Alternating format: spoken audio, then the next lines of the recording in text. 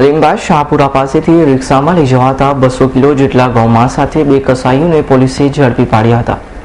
ગૌરક્ષક શાહજન ભરવાડ, ગબરુ ભરવાડ સહિતનાઓને મળેલી બાતમીના આધારે તેઓ લીંબાદ પોલીસ સાથે મળી લીંબાદ શાહપુરા પાસે વોચ ગોઠવી હતી.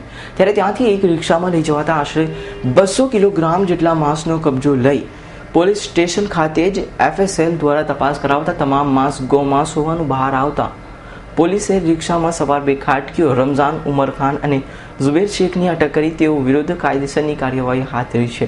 હું PSI RG Sindhu, લીંબાદ police station.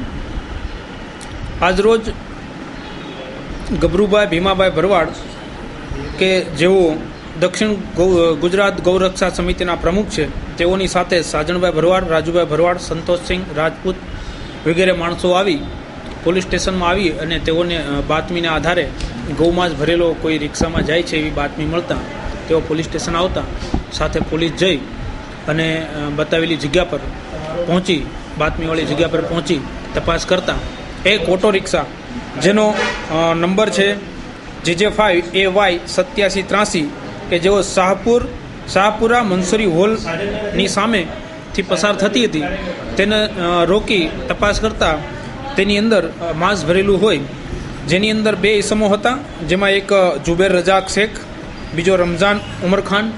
તેઓ બંને રહે મીઠીખાડી સુરત.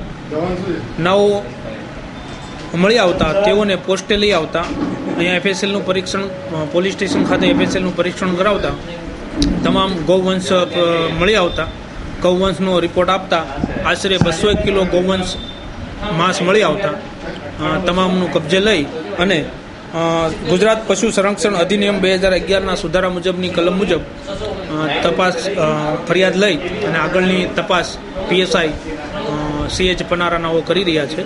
હાલ બંને આરોપીઓ તથા ગૌમાંસ તપાસ અર્થે ચાલુ છે.